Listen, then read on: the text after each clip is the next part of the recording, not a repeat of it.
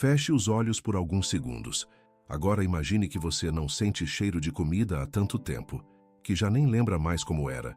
Não é fome passageira, é uma fome que mora dentro do corpo, que acorda com você, que dorme com você, que faz o estômago doer, mas principalmente faz a cabeça enlouquecer. Assim estava a Europa em 1944. Não a Europa bonita dos livros de turismo, mas um continente quebrado, sujo, frio e faminto. 5 anos de guerra tinham arrancado tudo. As estradas estavam destruídas, os campos queimados, os animais levados, as cidades reduzidas a escombros. Comer deixou de ser um hábito, virou um ato de sobrevivência. Famílias inteiras passavam dias sem uma refeição decente. Crianças aprendiam cedo demais o que é racionar. Velhos simplesmente desapareciam, silenciosos porque não tinham forças nem para pedir ajuda. A fome não era mais uma sensação, era uma presença. Entrava nas casas, sentava à mesa vazia e não ia embora. Quando os exércitos aliados começaram a avançar pela Itália, a população civil acreditou que o pior tinha passado. E, de certa forma, tinha mesmo. A ocupação nazista recuava. A liberdade política finalmente chegava. Mas a liberdade de comer, essa demorou. A comida que vinha com os libertadores vinha em latas. Era fria, industrial, sem cheiro, sem alma. Tinha calorias suficientes para manter alguém vivo, mas não tinha nada que lembrasse conforto, lar ou humanidade. Era comida pensada para a eficiência, não para pessoas. Para quem vinha de uma cultura onde comer é encontro, onde a panela é quase sagrada, aquilo parecia mais ração do que alimento. Ainda assim, ninguém reclamava. Quem está morrendo de fome não escolhe. Só que algo curioso começou a acontecer nas vilas libertadas. Algo que não aparece nos relatórios militares. Algo que não está nos grandes livros de história. O ar começou a mudar. Em meio ao cheiro constante de pólvora, esgoto e ruína, surgiu algo estranho, quase esquecido. Cheiro de comida sendo feita, não aquecida, feita. Era um cheiro quente, pesado, que grudava no nariz. Um cheiro que fazia o corpo reagir antes da razão. As pessoas começaram a sair dos porões não por curiosidade, mas porque o corpo reconhecia aquele aroma.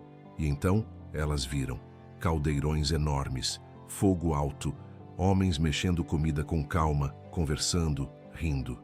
Mas quando olharam dentro das panelas veio o choque. Escuro, denso, espesso. Aquilo não parecia comida para eles.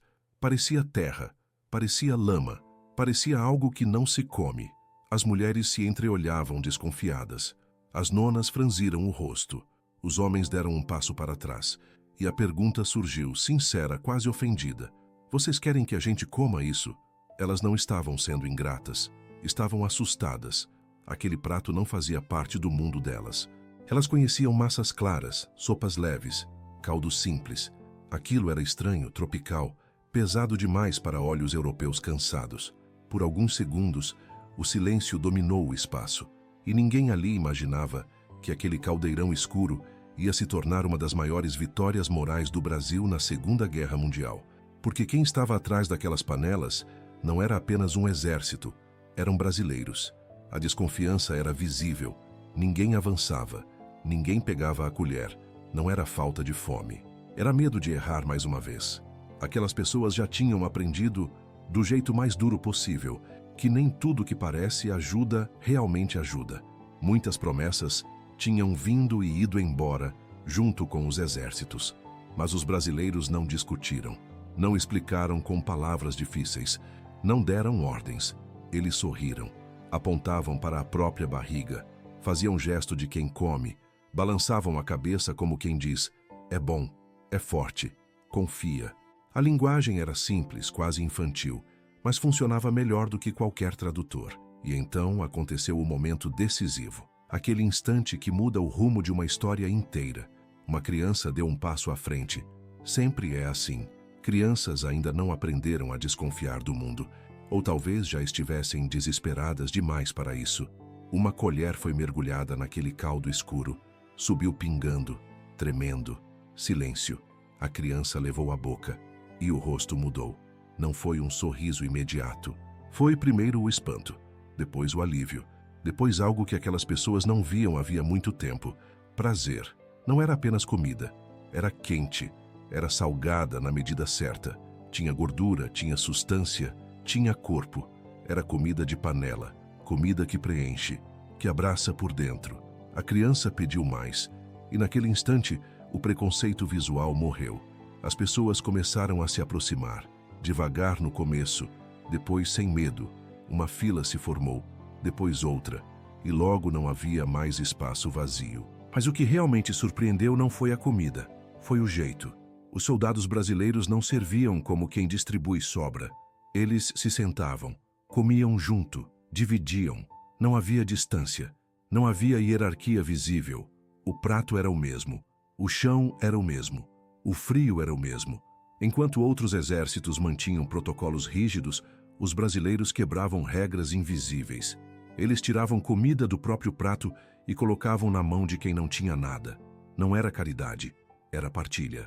Há relatos de soldados sentados em muros destruídos, com a marmita no colo, dando colherada por colherada na boca de idosos fracos demais para segurar o talher. Há histórias de mulheres aprendendo ali, na beira da estrada, como misturar farinha naquele caldo para render mais, como fazer durar, como alimentar mais bocas com o pouco que havia. A comida virou ponto de encontro, virou conversa, virou riso tímido, depois riso alto. O rancho brasileiro deixou de ser apenas cozinha de campanha. Virou o coração das vilas libertadas. Mas essa generosidade tinha um preço. Os comandantes começaram a notar algo estranho.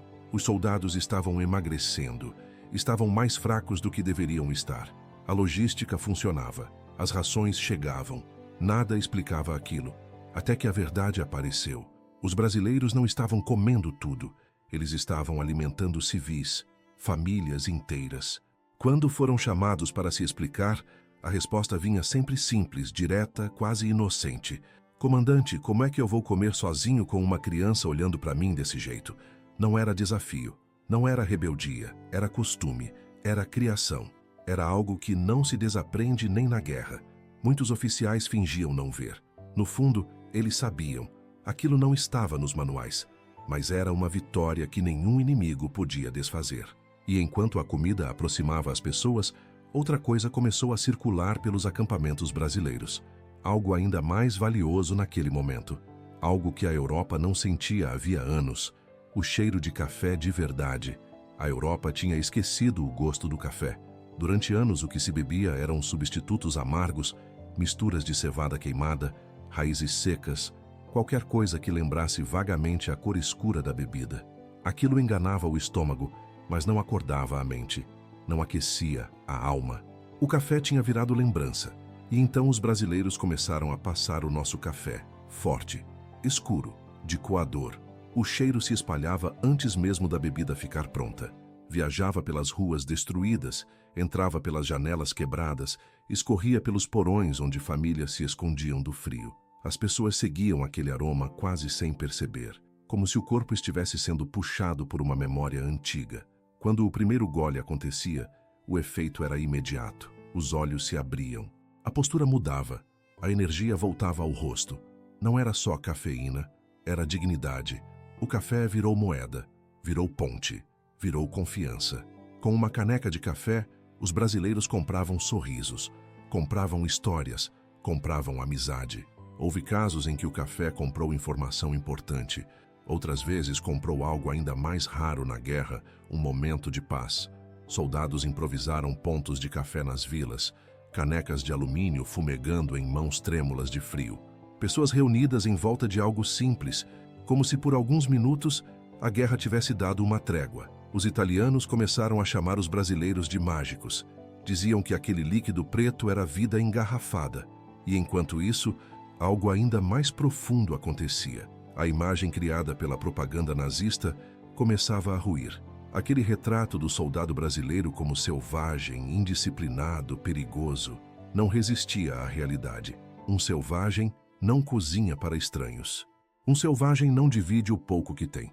Um selvagem não senta no chão para comer junto. A comida fez o que discursos jamais fariam.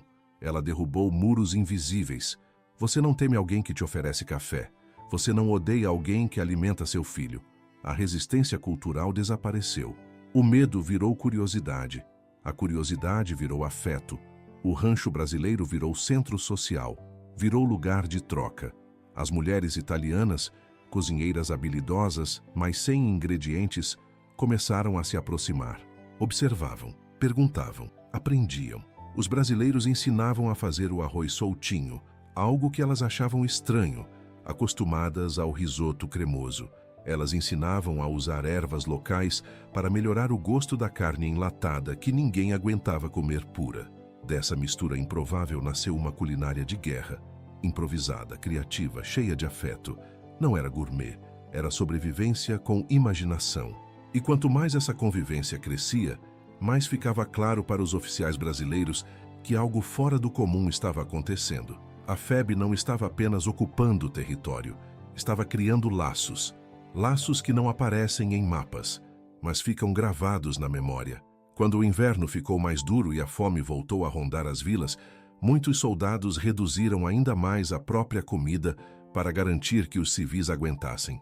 Eles sabiam que o corpo podia até fraquejar, mas havia algo ali que não podia se perder: humanidade. E foi exatamente isso que fez com que o fim da guerra não fosse o fim daquela história. Quando a guerra finalmente chegou ao fim, o barulho dos tiros foi substituído por um silêncio estranho. Um silêncio que não significava paz imediata, mas exaustão. Os navios começaram a se preparar para levar os soldados de volta. As bandeiras mudaram. As cidades começaram lentamente a se reconstruir. A Europa voltou a ter comida. Planos internacionais garantiram mantimentos. Os campos voltaram a ser plantados. Mas havia algo que não voltaria junto com a normalidade. O rancho brasileiro começou a desaparecer das vilas. Os caldeirões foram sendo fechados. O fogo foi apagado. E então veio a despedida. Para muitos italianos, a dor não era apenas pela partida dos soldados, mas pela sensação de que algo essencial estava indo embora com eles. Não era o feijão, não era o arroz, não era o café, era o jeito. Ainda hoje, em pequenas cidades da Itália, existem histórias passadas de avós para netos. Receitas estranhas, aprendidas em tempos impossíveis. Misturas que não fazem sentido no papel, mas fazem todo sentido na memória. Há idosos que lembram, com os olhos marejados, do gosto daquela comida escura que salvou suas vidas no inverno mais frio que já enfrentaram. Eles dizem que nunca mais comeram nada igual, não porque fosse a melhor comida do mundo, mas porque vinha acompanhada de algo raro: presença. O brasileiro transformou a hora da refeição, um momento puramente funcional na guerra, em comunhão. Cantavam enquanto comiam, riam alto, flertavam, falavam da vida como se o amanhã existisse. Em um mundo em preto e branco, eles levaram cor. Mostraram que comida não serve apenas para manter o corpo funcionando. Serve para lembrar a pessoa de que ela ainda é humana. Quando os navios partiram, ficou a saudade. Uma saudade com gosto específico. Uma mistura improvável de arroz, feijão, farinha e generosidade. A pergunta que um dia soou como ofensa, "Vocês querem que a gente coma isso?", se transformou em outra, bem diferente. "Vocês já vão embora?". Nós, brasileiros, muitas vezes esquecemos o poder da nossa cultura. Achamos que tudo o que vem de fora é melhor, que somos menores. Mas a história mostra outra coisa. Quando o mundo caiu, não foi a frieza que fez a diferença, foi o calor humano. O Brasil não levou apenas armas para a guerra. Levou a mesa, levou o afeto, levou o costume de dividir. E onde existe uma mesa brasileira, sempre cabe mais um. Se essa história te fez sentir orgulho, se te lembrou de quem nós somos quando ninguém está olhando, se inscreve no canal. Aqui a história não é servida fria. Ela vem quente, cheia de humanidade.